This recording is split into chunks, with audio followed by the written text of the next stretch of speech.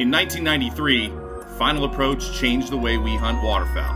Now, over 25 years later, we're back at it. My name's Mario, host of the FA podcast. Let's talk waterfowl tips, tricks, tactics, and more.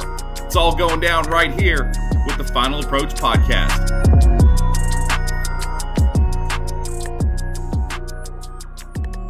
Hey, what's going on? It's Mario.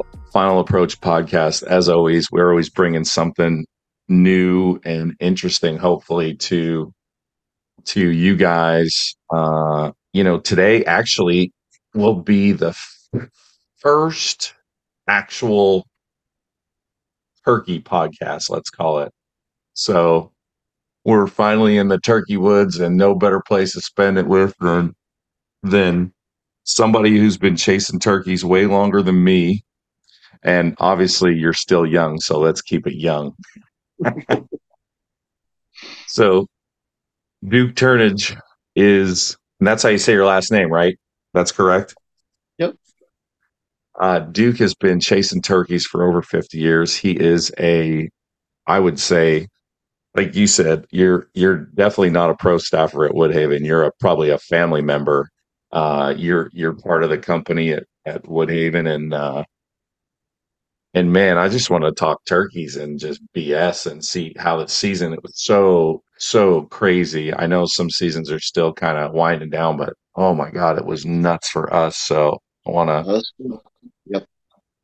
I think you had pretty much the same deal. So let's start here. Like, who got you in? Like, what set it off on the turkeys? Was that the first thing you hunted? I guess Yeah.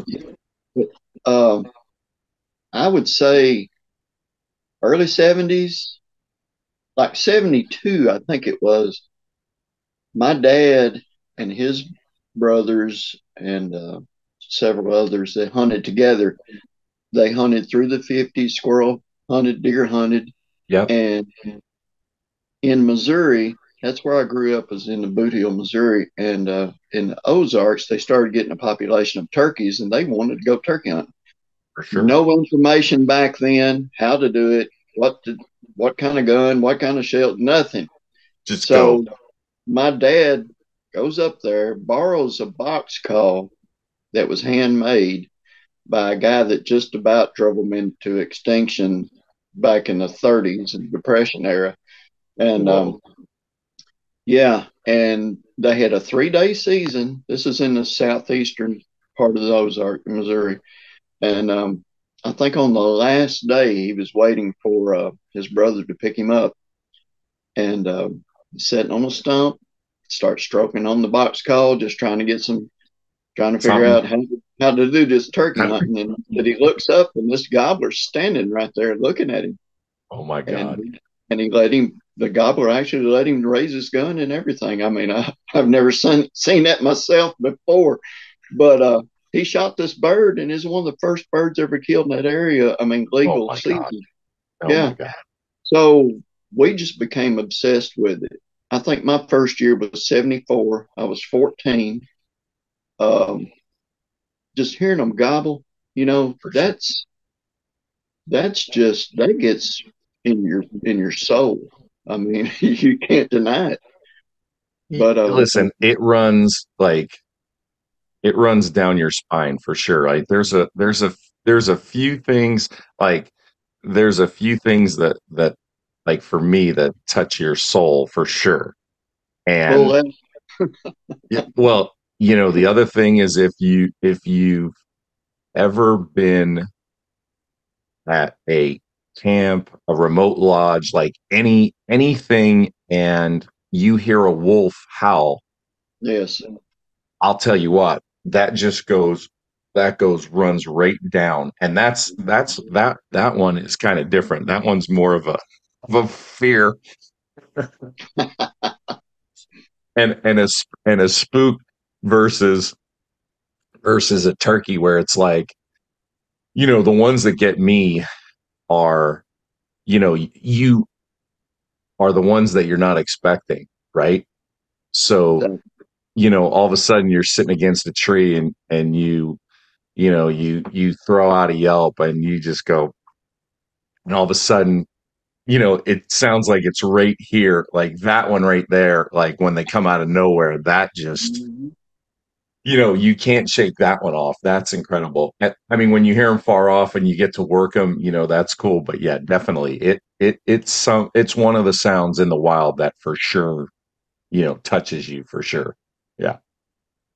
So So, yeah, and turkeys, go ahead. I missed my junior and senior prom turkey hunting because it fell on those weekends. We had 2 weekends out of the year that we got to turkey hunt in Missouri, and yeah, it Oh my came during God. the prom. So yeah, Yeah, you were definitely ate up with it then. I So was in bad shape. did you guys deer hunt then and everything else, or what else did you get into then? Yeah, like I said, that was actually my first experience hunting any big game was turkey. Was But turkeys. we started in deer hunting. The deer population started to increase, and of course, I grew up farming in the Boot Heel. Um, I moved to Tennessee in '84, Okay. and of course, it was about the same over here. The turkeys and the deer were starting to increase, Right. but I still hunted in Missouri and Right. started hunting more and more states.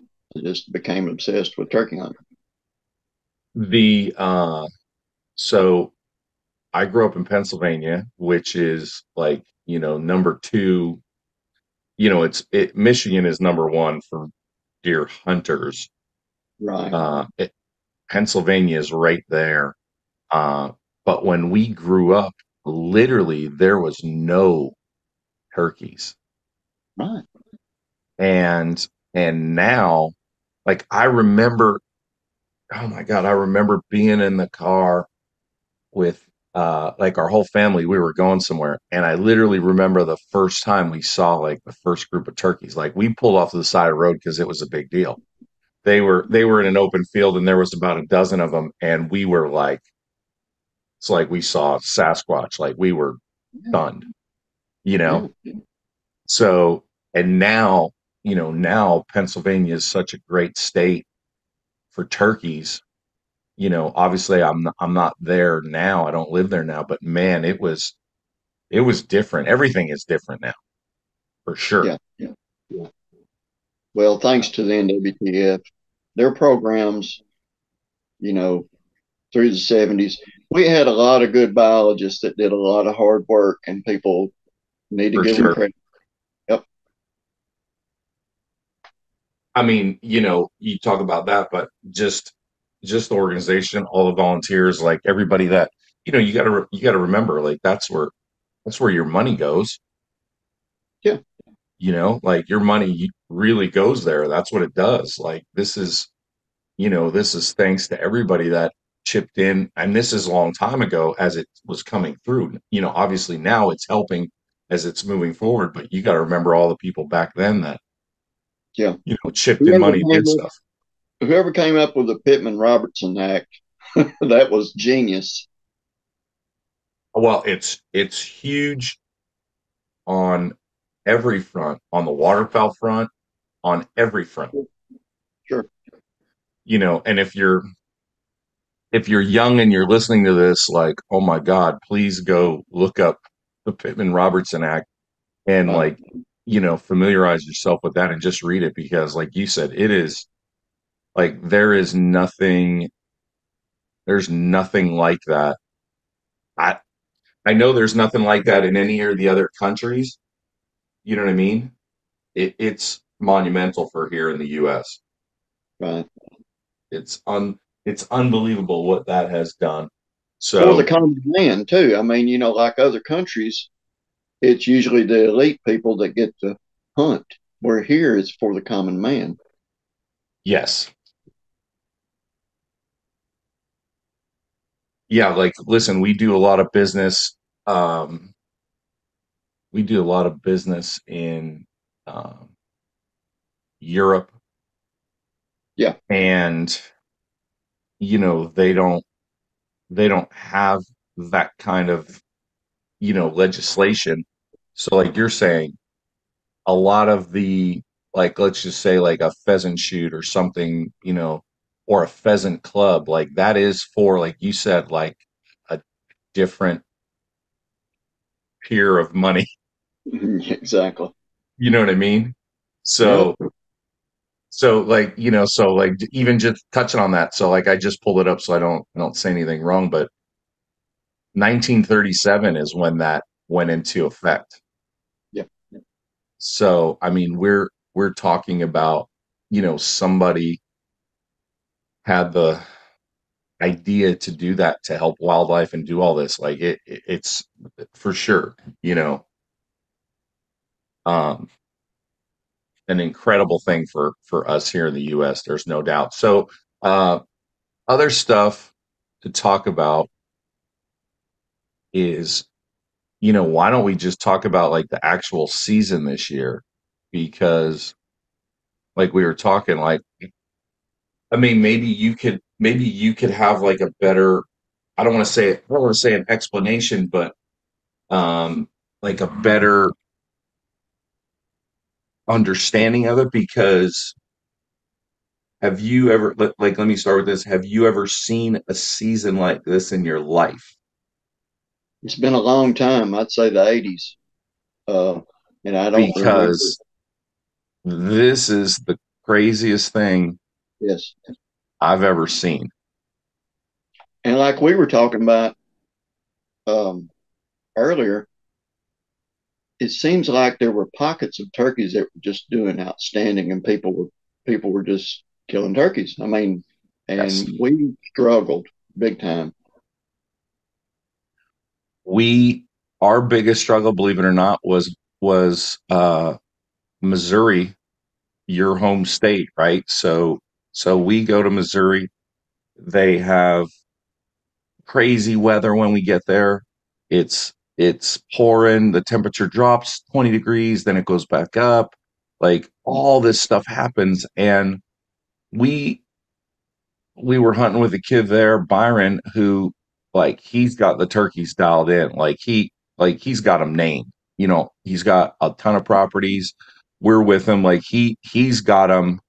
Thank God for guys like that when we go hunting. Like I don't have the opportunity to scout every place and do everything myself. I love it if I can get there early and do it. Sometimes our schedule doesn't allow, but we get there and he's like, there's 4 toms on this property. There's 2 on this property. There's 7 on this. Like he starts going through everything and I'm like, well, let's just try whatever. And we were in the turkeys every morning and they were on the limb hammering. As soon as they hit the ground, done. Yeah. And they were like, if we were right in the middle, they were gone. They wanted nothing to do with nobody. Mm-hmm. Craziest thing I've ever seen. I mean, we walked and walked and walked and we bumped like only a few turkeys, believe it or not. Like we didn't even step on turkeys. Like it was craziest thing I've ever seen in, Mm-hmm. you know what I mean? And then all the other places we go, like you said, we were in pods where everybody did it right. So I'm just like blown away. So where did you go this season? What did you see? Because I'm guessing everybody has gone through the same thing that we went through, because it seems like everybody had it. I actually just stayed in Tennessee this year. That's the first time I haven't gone to another state. Now, we do have a buddy of mine do have a hunt planned for next week in Wisconsin if it all works out. So Gotcha. yeah. But I had several hunts planned. I had some southern states to start out with, and we did. We ended up canceling that one. Uh, we had a New Mexico hunt planned. We had to cancel it, and but I'm glad that I didn't do a lot of traveling this year.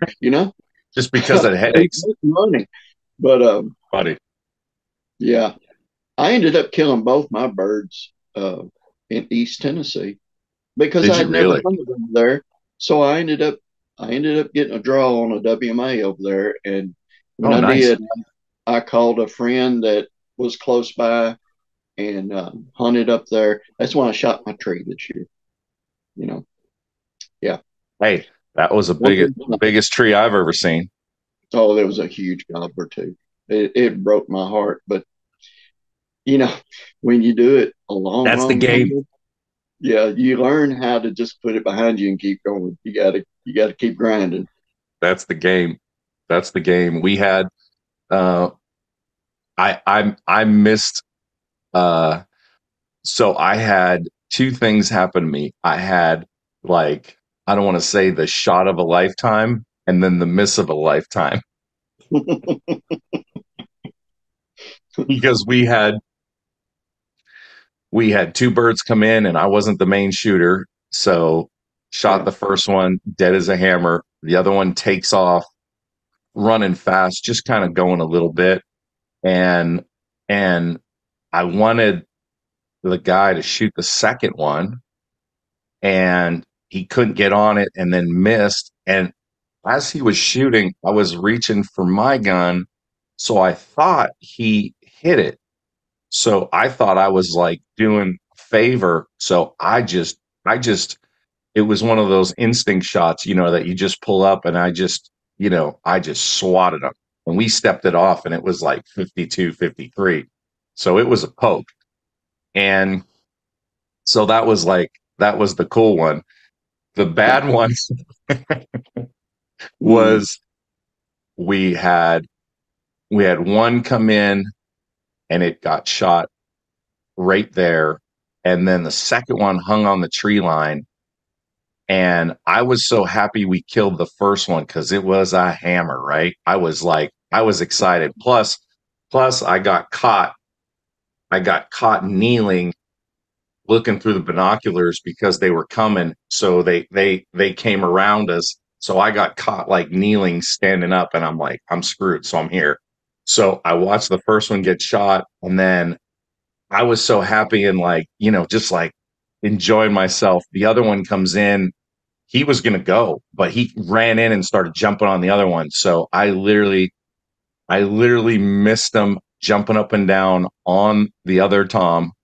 And then when he took off, I thought I clipped him on the way out, but I didn't. But oh my God, that was a poke. That was like 60 plus. So what are you gonna do? Like I was happy enough that we got the first one. So what are you gonna do? But that's Well, you but also that's have this deal where it's like on three means 1, 2, boom. Not 1, 2, 3, boom. And some people get that confused. see when the one that was coming where I said if two come, we're gonna do. I did see. I explained myself. I always say we're either gonna do 1, 2, 3, shoot. So I always explain, but whoever's calling it needs to say, like you said, 1, 2, boom, or 1, 2, 3, boom. Yeah, 4. You don't say 4. Four never comes out. It's a boom. It never comes So out. that's for sure. That's for sure. So Last year, I'm sorry. go ahead. Go Last ahead. year in Florida, a buddy of mine and I were hunting together on his family farm, and we decided we could probably double because we had called up these birds the day before, and we had them on the roost the next morning, and they all came in, and he thought I was on the second bird, and I thought he was telling me to shoot the first bird, and we both shot at the same time. Neither one of us knew that the other one shot because we shot exactly at the same Same time, time. same bird. The other one stood there, and I said, "Shoot that one." He said, "I shot the I one on the ground," He and I said I said, already did. "No, I shot the one on the ground." He said, "No." And this bird's getting spooky by then, and we just we laughed about it so much later. See, that's the thing. Like it's not funny at the time, but it's funny after. It's funny after.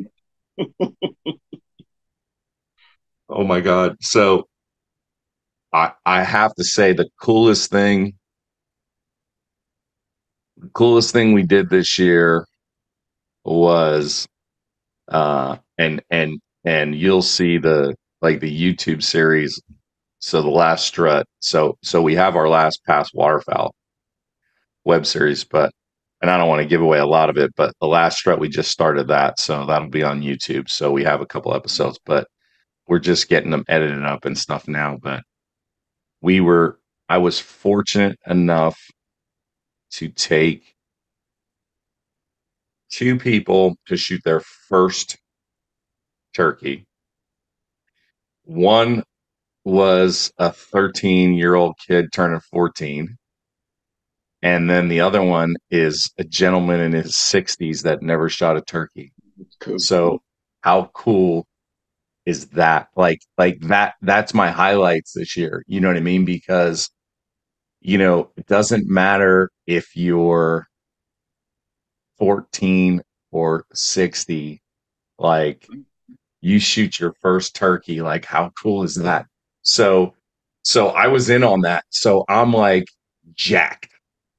I'm so jacked because what it's like on that first, what it's like on the first turkey. Doesn't matter who it is or how old they are or what's going, like, that's your first turkey.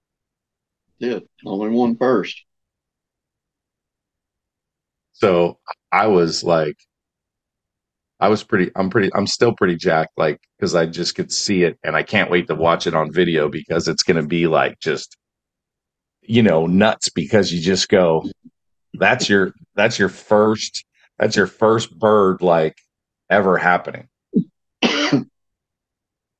Can I tell a first turkey story real quick? 100%, because I remember mine. So this was in, I want to say, the early 90s. We didn't have, in this county, we didn't have a season yet. Okay. Because there wasn't really a sustainable flock. So went to another county, and I used to be on this hunting club, and just for deer hunting. Well, Gotcha. there got to be some turkeys on it, and I had quit this hunting club to join another one. So this guy that was on the club said, "Hey, come up. We've got some turkeys, and I know you love to turkey hunt, so come up." So I did. He had a guy with him that had never turkey hunted. So we go and get kind of in the middle of the farm. Well, the turkeys were roosted off a bluff over some water. And they said, "Well, what do we do on this deal?" And I said, "Well, you get straight in line with them because they're going to fly to dry ground." For I sure. said, "Don't get up against the water. You back up just a little bit." So we got situated. Birds started flying down, and they're lighting all around us. And this one Jake flew over this guy's head, and he just swung and shot at it and missed it. Ruined the whole morning. So so I couldn't get over, I'm hearing this one bird just hammering, before that, I'm like, right. They've got a good longbeard here, So yeah, there's a monster somewhere. Right. So I'm like thinking about the next day, can we go tomorrow? And I asked this guy, I said, "Can we go tomorrow?" And he said, "I can't, but he can." Talking about the guy that had missed and never turkey hunted. And he said, "I'll just meet you here in the morning, same time." And I'm like, "Okay." Right. So get there, bird gobbling over the water again. So we get lined out pretty much the same way we were before. Right. All the hens start flying down, and they're not lighting with us, I guess, because of the day before. You can understand that. For sure. So this gobbler flies down, and they all go up this bluff, and the gobbler's in the back. Well, it ends up being two gobblers. So he looks at me and he said, "What do we do now?" And I said, "Do you remember the little pond up there that we saw yesterday going out?" He said, "Yeah." And I said, "You remember all the scratching around it?" He said, "Yeah, yeah." And I said, "That's where they're headed." I said, "We got to get there first." That's so right. We make a big loop, and it just so happened the road went around. We get up there, and I set him up. And of course, I'm not just going to start yelping. Right. I just start clucking and purring, clucking and purring. And pretty soon I can hear a bird drumming. And I'm like, I told him, I said, "They're coming." You can hear them in the leaves. birds drumming. Pretty soon you could see a fan, and see hens out in front. Well, this gobbler passes up all the hens and he's full strut and he just comes right up 18 steps, perfect, and stands there. And I've got my gun in my lap because I'm like, he's got this bird killed. I'm going to let him kill it. Yeah. And I told him, I said, shoot. And he says, I can't. And I'm like, all right, what am I going to do now? Am I going to quick draw this turkey? What am I going to do? Right. So the bird takes about 2 steps, and I said, shoot him, shoot him. And the bird's already turning his head back and forth. And I'm like, he's bugging out. Right. And folds his wings back on his back. And I'm like, he's leaving. I said, shoot him now. Boom, right. he shoot. It was the funniest thing I have ever seen. This guy don't know what to do. He killed a turkey. He don't know what to do. And I'm like, run up there, put your foot on his head and just let him flop because he's going to flop a lot. I said, just don't let him spur you. Don't let him get his toenails in your leg or whatever. He runs up there. He puts his foot on his head and then he just starts looking around. And the bird's flopping. He's looking around. Then he starts doing this. I thought, what's he doing? He finds his cigarettes and he gets them out and his hand is quivering. And these cigarettes are just, then they leave his hand and he bounces them like twice and grabs the pack out of the air. He pulls one out and it's broken and he sticks it in his mouth and it's just doing this right here. And I laughed till I cried. I said, dude, you got it bad. I've never seen anybody get so tore up. Oh my God. It's like buck fever times like 1,000 right there. That's like true strutter fever. Like, oh my God. Yep. Was he at least, happy afterwards, or he was just stunned? Yeah, he loved it. He said, I've got to start doing this more often. I'm like, yeah, it gets that way. The thing that you hope for on the first one, or at least someone who's maybe shot a bird or whatever, is to see the whole show. You know what I mean? Because we had strutters come in that were just kind of coming in. Like we had them in a clear cut. They came in. They weren't in full strut. They just kind of came in bobbing, like, what's happening over here? Didn't get fired up, and then I was like, God, I hope, like, and this is the guy who's first turkey. It's I don't want to let it out of the bag, so I won't. But so then I said, I hope tomorrow or tonight you get to see the whole show, because the whole show is what you go to see. Sometimes you can watch and sure enough, the next day, literally we get like the full show. And what I mean by that is we're in a spot, we get there super early, and not only do we get like the show on the ground, but they pitch out of the tree and some of them are coming through the trees on the wing before they touch down. And I mean, that's the full show, not just them coming in at full strut and holding. I mean, we got everything start to finish. So that was epic. You know what I mean? And if you've never seen that, we're in this timber patch where you don't think wood ducks can fly through there. right. And here comes a, whatever 20-pound turkey whipping through the trees, and bro. Mm-hmm. I mean, the people that were with us they were stunned.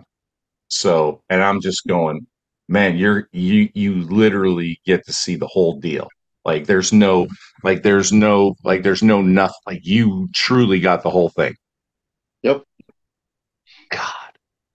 And some people are like, I just want to, once they hit the ground, you're like, shoot them. And they're like, I want to watch them. No, you can watch them after you shoot them. Yeah. Get the bird on the ground.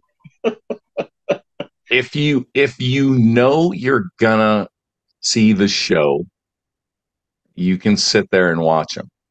You know what I Yeah. mean? But Yeah.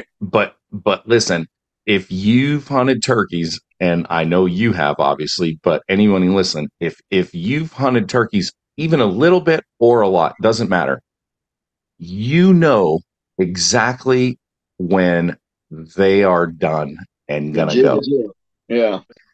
because we had it happen to us this year, and literally there was four of us in this little hole, and three of us had hunted turkeys, any range of turkeys, and literally the one was standing there and he was just, you know, and then literally he took like one step like this, and all of us said, "You got to kill him now." Yeah. Yeah. Like every one of us knew exactly, like it was over, right? And they were going to go. You've seen people shoot too soon also when a bird starts coming in and stretches to look and they think he sees me and they Yeah, shoot and it's way too soon. for sure. For sure. Yeah. You know, listen, I know the nerves are going and, the blood's pumping and everything else, but like literally, you know, and you got to have everything else, dialed in. You know what I mean? Like you got to have your shotgun and your choke and your ammo. Like you got to be dialed in too, because listen, there's been a lot of misses just off of not patterning your gun or being ready for that moment. You know what I mean? They know what the So limitations are. Mhm. you have to like you absolutely have to, because if you don't know what to do, you're already at a handicap. You know what I mean? Because if you don't know what everything's doing, you've already lost half the battle, because you don't know where your pattern's going or anything, whether you're running open sights or a red dot or however you're hunting, and whatever choke ammo or whatever you if you're not dialed in, you're lost already. So Just just get on any forum and type in what's the best shotgun and load and see what happens. you'll probably get a few answers. Well, I shouldn't say answers. You're probably going to get few opinions. Yeah, like my mom used to say, every mama crow thinks hers is the blackest. Yeah. Everybody thinks their gun is the greatest. I guarantee you. Oh my God. Well, listen, the only thing that I know about all that is it is the shooter first and foremost, because I've seen I've hunted since I'm 10. I've been going since I'm been 8. I've had a gun in my hand since I'm 10. Mhm. And watching all these older guys as I grow up and come through hunting, like I can tell you, and even now, it doesn't matter. Like, Right. it's the shooter first, because I've seen you could hand some shooter a shotgun he's never shot before, some old beater that's just rusty and just like, and it'd take him just a couple shots and he's dialed in. You could give him what kind of ammo, you do whatever. It's the shooter for sure. So, but you can't rely on that all the time. You got to be dialed in and know what you're doing. You're trying to take all the minuses out so you're ready. You know what I mean? Hmm. So we're talking to Duke Turnage, who's a very close member of the Woodhaven Custom Calls group, and we're talking turkeys and how crazy the season was, the weather, the birds, and everything, and just going through stories and just enjoying turkey hunting in general, because now that we're in. So Duke and I met at the NWTF convention last year, and it all started on the vest. Like, you guys come over and check out the vest, and the vest is definitely fun. Guys are excited about the vest and the way the seat goes up, our little seat garage, we'll call it. And so that's how we kind of hit it off. And listen, when you meet somebody and you just start talking, like, it's on. Like We have a lot in common, yeah. we're just going to start talking and we'd be there all day. So, um, so you use the vest, we're already working on some additions and some pluses to it. And always trying to make it better, with all the feedback and everything. I had everybody that ran the vest was really excited about the vest. The decoys have been doing great. The clothing, which is, it's I don't want to say underrated, but like we were just talking about this the other day. Like, so the insect repellent that is in the clothing, in the fabric, soaked in the fabric, not just sprayed on, is good for 100 washes. And I knew we were gonna be really good at that, but I literally cannot find anybody that has a higher rating of washes right now than us. So, and when I was talking to somebody and they're like, you know, like for turkey hunting, this and that, and I'm just talking about like general, like, hey, you're on the farm this summer and you're doing whatever. Yeah. Like there was people emailing us saying literally I saw ticks jump up on the clothing on my pants and literally just take a couple steps and then literally glide off and they're dead. So, Right. and we were at camp and there was a camp where there was one person who didn't have the clothing and they were looking for ticks the whole time and they had a couple on them and there was four of us that had it and we never saw a tick. Right. So I think I'm probably listen, I'm excited about the vest and the decoys. I'm a decoy guy through and through, but the clothing is just like underrated because you don't really think much about it until you do have a tick on you or the bugs are on you or whatever. Like I'm just excited about those to wear them, in the summer doing work and then even into the early fall. You know what I mean? You don't want Lyme disease. I have it. I've had it Ah, since oh, 17. oh my Yeah. God. Yeah. And it is terrible. Oh my But God. I'm on another round of antibiotics right now. I mean, because when I feel it, I mean, it's just like you could sleep all day. It just Ah, takes the wind out of your sails. But yeah, you don't want it. no, Um, I the don't think pants. Another thing about the pants, they're not super thin. They're not super thick and hot. It's just like they're just perfect for spring. we um we had a couple mornings in Washington where I'm not even going to lie to you. We were in the blind with Mr. Heaters. It was 26 degrees the one morning. And I only had the pants on. Obviously the heater was helping everybody, but like you said, I was pretty comfortable, but I was also comfortable when it was 80. You know what I Right. mean? So and there's a lot of stretch to them, which is perfect. You know what I mean? Yeah. So I'm excited about all the stuff that's going on, and obviously we're gonna have more stuff going into next year. We're already working on some cool stuff, but it was just a natural progression for us to get into the turkey world with the decoys and everything. I'm excited about that. So um, let's talk like your expertise obviously is on the call side. So let's talk about like some calls. Like what did you run mostly this year? Like, are you a mouth call guy? Are you I've always going been a mouth call guy, but I used more friction this year than I ever have, I guess. really? Yeah, because the turkeys weren't gobbling. I don't like to get out there and just cut, cut, cut, yep, yep, yep, Right, cut, cut, all that. right. I like to ease into it and just, especially when you know there are birds around, you That's know, right. and just the clucking and purring. Mike Pentecost showed me so much when I was down there hunting with him. And even a guy that I hunted with this year, he said, a bird gobbled. And I know this bird was a quarter mile away. And he said, there's no way that bird is answering you. And I said, yes, he is. I guarantee you that bird is answering me. And he kept getting closer and closer and closer. And he's like, I can't believe that. He said, you have shown me something, because the way he hunted was he cuts and yelps on the diaphragm. But yeah, Mike is really good working a turkey, just just subtle calls, and that's what he's known for, really. Is he um is he the best turkey?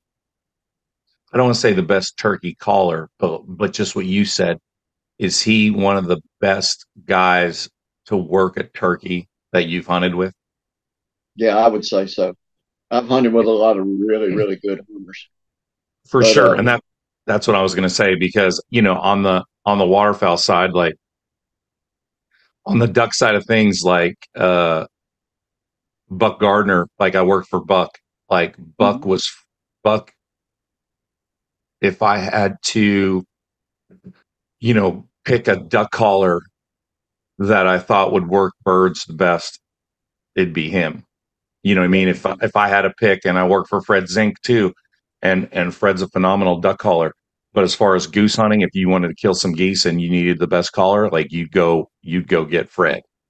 So, I was fortunate enough to to hunt with one of the best duck callers that I've seen. Like you said, work ducks, or Fred work geese. And you're saying, Mike, as far as working a turkey, it's Well, a just lot of something to times, watch. yeah, a lot of times I couldn't even hear Mike call, and Really? he was behind me, and a lot of times I couldn't even hear him call, but turkey could. Yeah. I think it's the frequency. I mean, like my buddy said, he said, we're sitting here talking, and then and you're calling softer than we're talking, and the bird is answering. I said, Yeah. it's the frequency. That it's got to Yes. be. Yes. Well, you talk about frequency, and you could talk probably way more about this than I do, but what I've noticed is, as far as your yelps, if you have hunted turkeys enough and you've heard enough birds on the limb, or you've heard enough hens, that you will hear a high pitched young hen go, and you'll get a couple gobbles. Then you'll hear a deeper hen, and you hear a couple more gobbles. And then you hear the old raspy leader. And when she yelps, the whole woods jumps off. You know what I Yeah, mean? yeah. So Sounds like a halfway busted box call sometimes. I mean, she can get kind of raucous, or however you say that word. almost sounds terrible, right? Yeah. Almost sounds terrible. And You're like, what in the world was that? there's a kid that literally I've watched grow up. He used to come to Oregon to the waterfowl festival. His name's Cody Reeves. He was 8 when I met him first, and he got into duck and goose calling. Then he got into turkey calling. And listen, when people say, like, well, hopefully they don't say I know everything. But when I go hunt with Cody, like, I watch what he's doing. He's way younger than me, but I'll tell you what, he can work turkey. And he taught me a couple things a couple years ago that I was like, man, I'm going to try that. Like, so he'll get on his slate call and do like a younger hen and just go, and then he'll take his mouth call and he'll cut her off with a more aggressive, raspier hen. And, like, I only pull that out when I need it. Like, say he's hung up or whatever. Man, that's been a deal closer a couple times. Yeah. Well, And he's learned through experience how to do that, and it's a learning process, for sure. all the way through. And these people that get out and do the same thing every time don't Yes. realize what they're missing. So I don't pull that out until I need it. You know what I mean? It's just like, listen, any other hunting that you do, like, you don't pull out all the tricks until you need them, right? Like, if you can kill them just on a slate, just with a couple yelps and they're answering and they're coming, like I'm not pulling out any other tricks. Like I'll kill him dead as a hammer right off of that. Good. I don't know how many I've called up on one cluck. If you get inside that bubble and one cluck, and if you hear him spitting drum right after that, just get your gun ready. Yeah, that's what I mean. And I take a lot of the waterfowl side of us over in the turkey woods, whereas if they're coming, I'm not saying nothing. You know what No, I mean? no. Because you're either going to give your spot away, give yourself away, or spook them, or interrupt what's going on in their head. Because once they lock in, you know, I listen, I killed a turkey in Ohio when I worked for Fred. Jimmy Wren took me, and we had hens come and some jakes come, and we had a strutter come.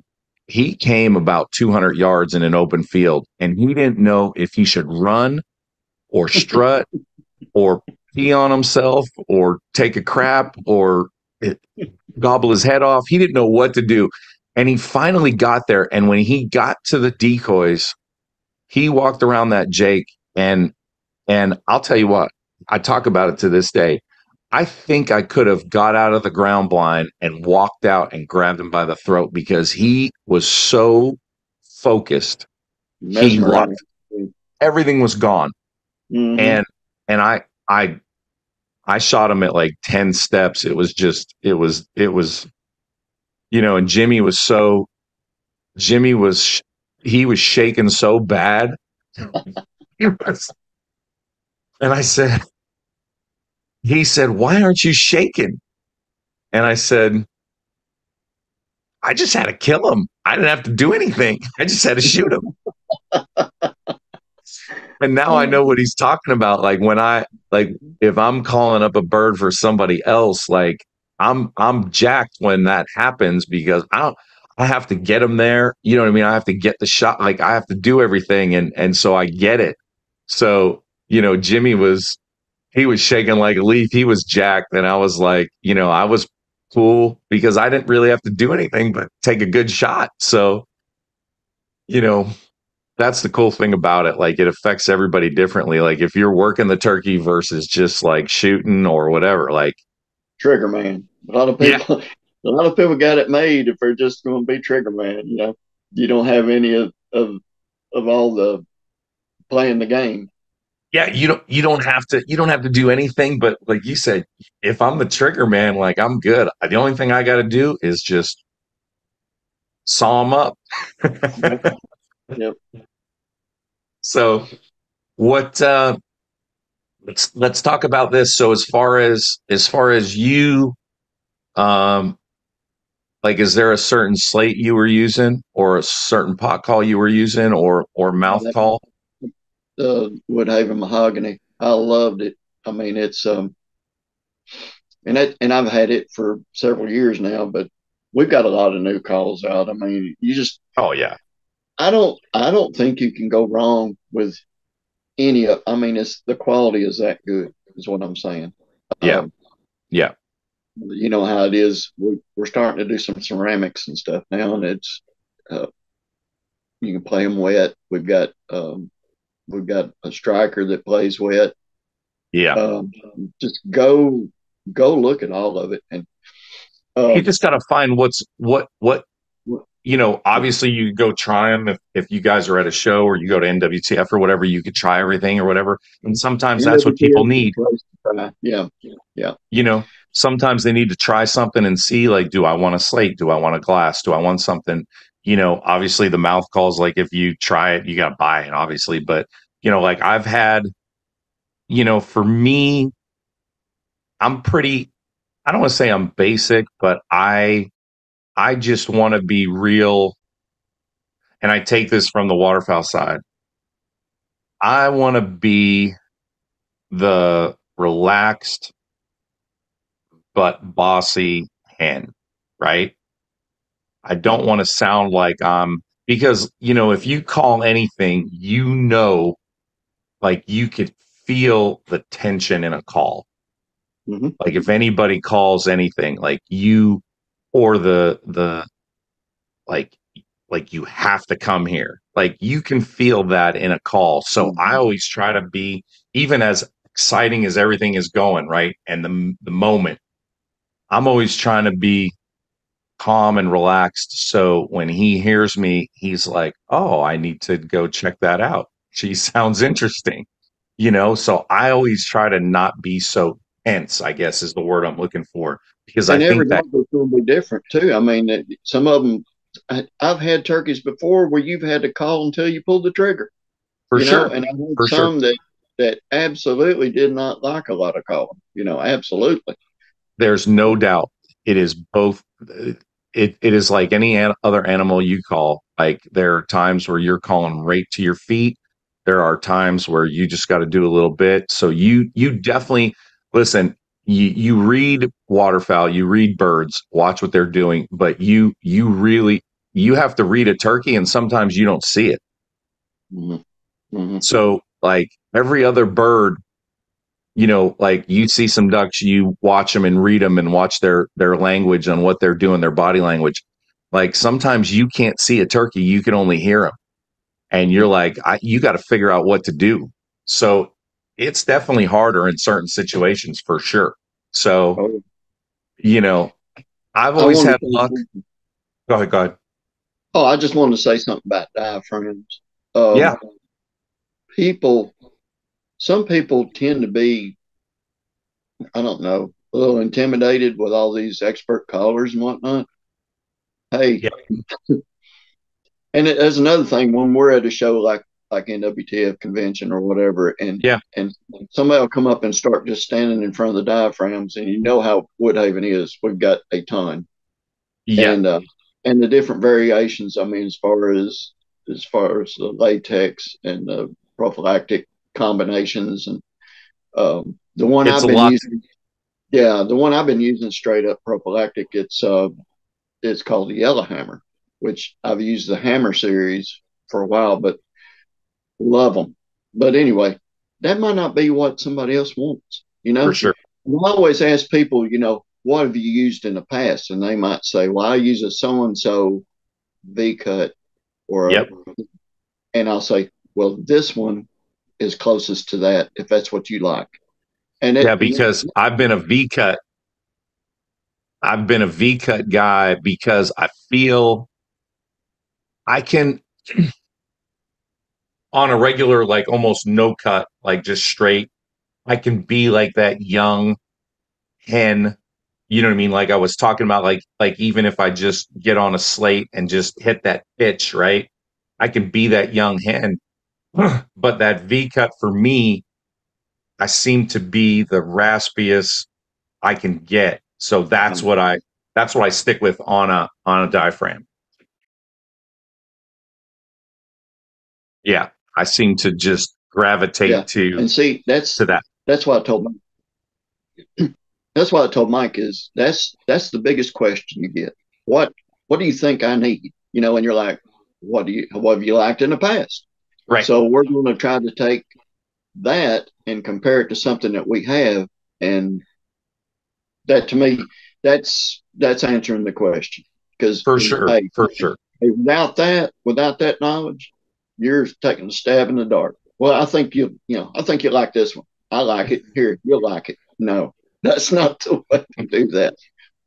Well, like we do it on the waterfowl side. Like you got to figure out like what they're used to doing. Are they used to blowing a duck call? They used to blowing a single reed or a double reed? And what goose call? And is it short? Is it long? Does it take a lot of air? Doesn't take a lot of? I mean, there's so many things. You know what I mean? So yeah, you got to go through what they've done in the past or what they want to get into. Maybe they just want to try something different. They say, "Hey, I want to try a different cut on a mouth call because, I just want to sound like a different bird."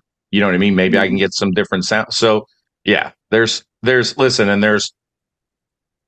right now as far as instruction online and on the internet. My God, like you couldn't grow up or be a caller at a better time in life because literally there's thousands. I mean, there's countless. I don't even say thousands. There's countless videos how to make Woodhaven Calls sounds, coming out. Yes. and Yep. from countless, let's say, champs or really good turkey, duck, goose callers, whatever, for sure. Yep. I got a question for you. And this is something that I definitely see varied everywhere as we travel and do stuff. On a locator call, what are you using? And are you using different locator calls in different places? Because I want to talk about that. Not really. I'll use in our Ninja Owl is a great. It's not going to blow a bird out of the tree or nothing. Gotcha. But that's a good locator early.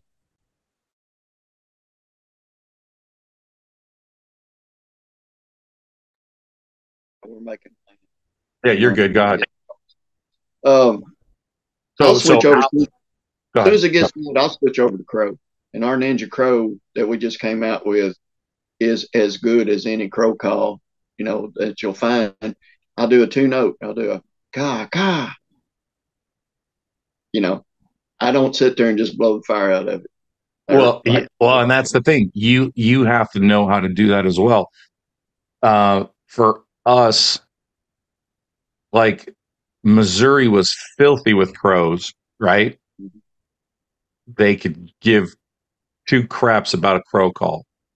Yeah. But yeah, that's what I found too. Soon as a goose came over, Canada goose.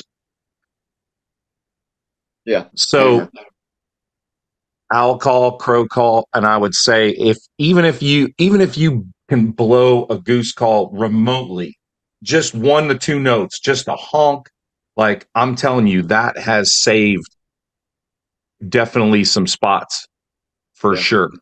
You know what I mean? Like I do an owl call, I just mouth call, and so I just kind of do that. So I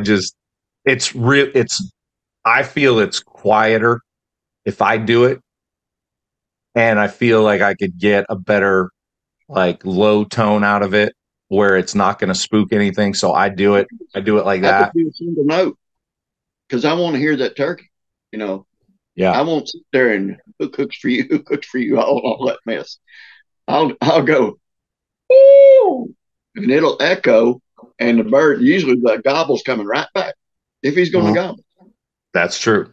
And that's all you need. You just need to know where he is.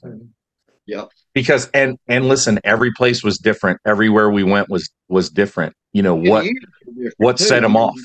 Some years a crow call is number one.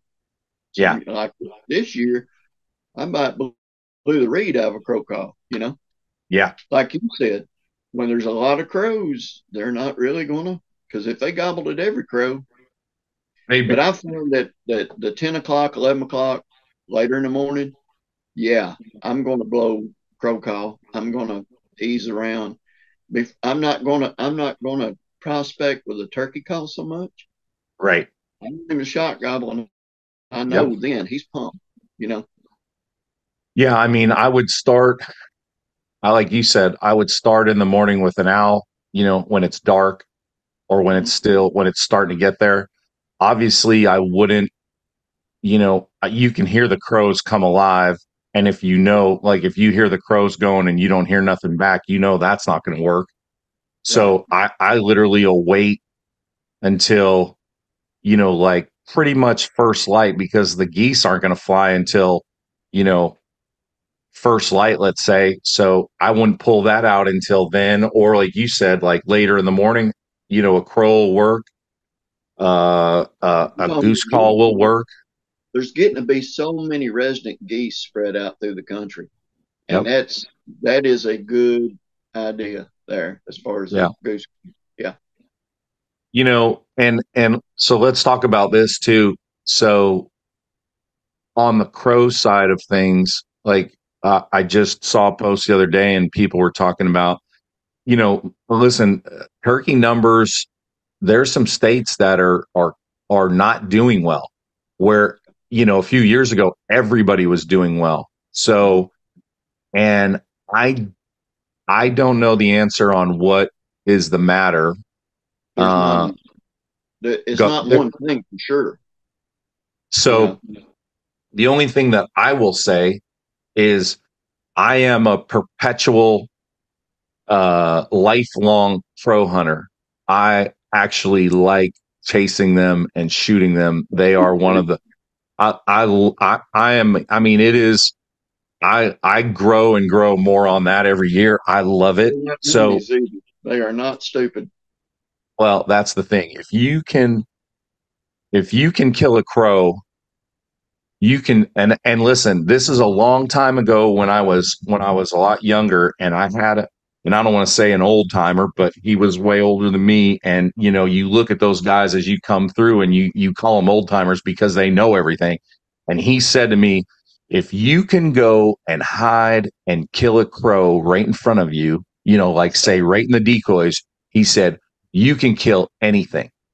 Yeah. And from that day, I was like, you know what? That's a way to practice my craft on the waterfowl side. So if I could kill crows consistently, I'm in. That's what my old duck hunting mentor used to tell me all the time. When the crows would start coming, he'd say, camo check. That's right. If the crows flared, you're not hid. For sure. And like I said, if you go out on a crow hunt specifically and you could kill them close, and I mean, you're killing them close, and like that's the thing, like on the ducks and the geese, like sometimes, especially when they're in a group, like the group kind of buggers off and you don't know what it was. On crows, like if a single comes in, immediately that he saw you. You know exactly when, and you go, I got busted. It's so good to practice. And on the other side, like you said, there's not one thing that's maybe making the crows or the turkeys decline, like the actual numbers. Nest raiders, and everybody focuses on raccoons and possums, but I mean, crows are giant nest raiders. So if you can shoot them, especially in the spring, and I know say you're turkey hunting in the spring, but if you still have a spring season for crows, man, that is the time, because as soon as they start nesting, the nest raiders come. You know what I mean? Yep. So if you tag out and shoot your turkeys, like your next agenda should be raccoons, possums, crows, and whatever other nest raiders like you have in your area that you can legally chase.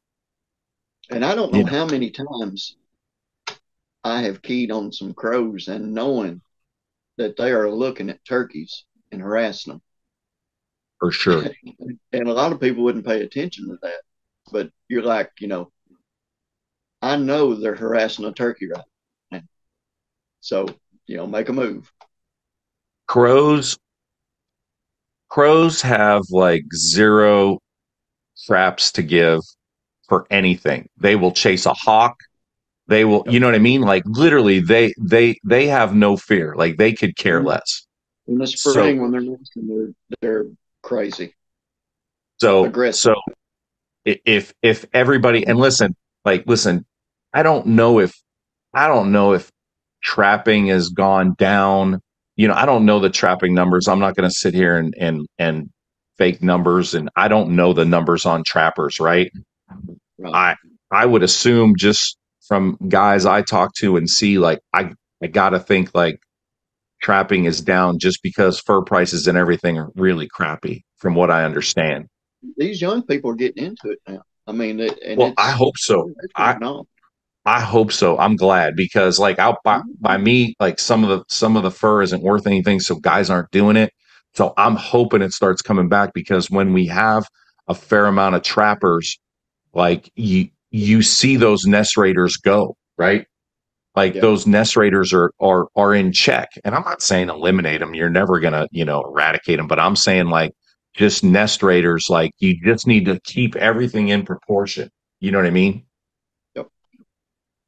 So that's so important for just keeping the balance. You know what I mean?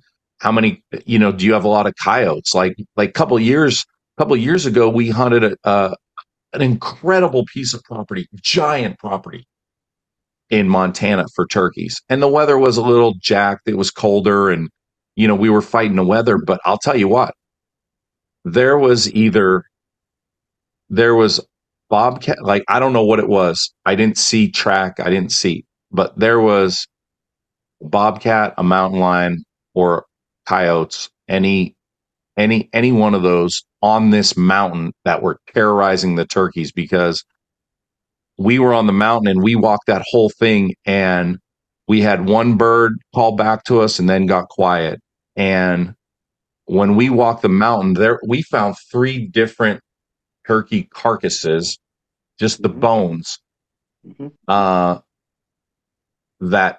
like I said, one of those predators was like ripping that whole section. And I gotta think, like, listen, these birds, just like the elk and the mountain lions and the wolves, like, if you call, they know where you are, and they know that, so they get quiet.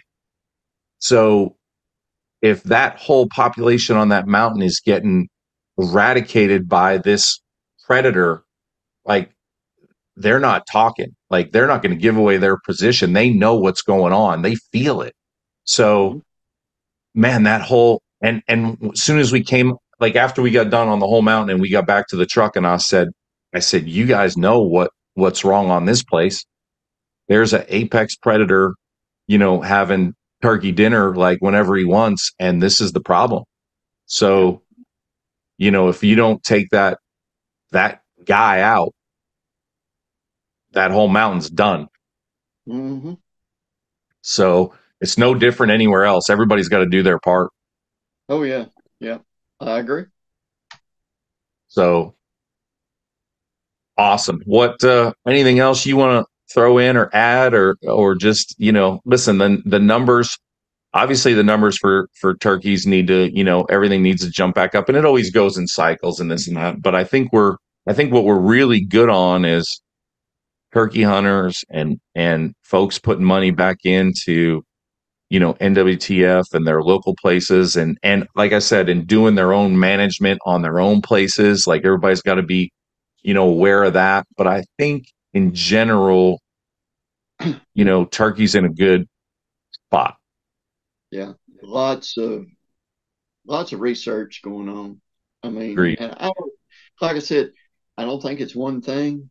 Yeah. I think they are learning more about, and a lot of the old data that where they had all this, in early stages of restoration and everything, a lot of the old data has been thrown out from new data.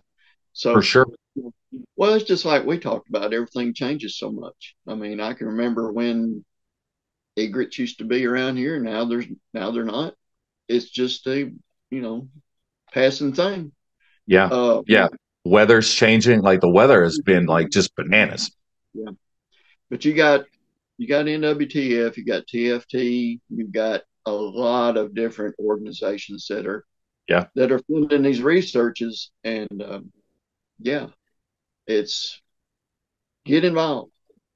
For sure. And I always say, like, guys are always, and gals, anybody who hunts or does whatever, they're always like, oh man, it's, what am I going to do in the off season, or, it's time to go fishing, or, I always, listen, my first love is like the shooting sports. So if I can go chase anything, I'm doing it. So if I can go chase raccoons or possums, and there's like a trapping season or a shooting season, or coyotes, like, for us, coyotes are in the West here, it's always open. Like, there's no shut off.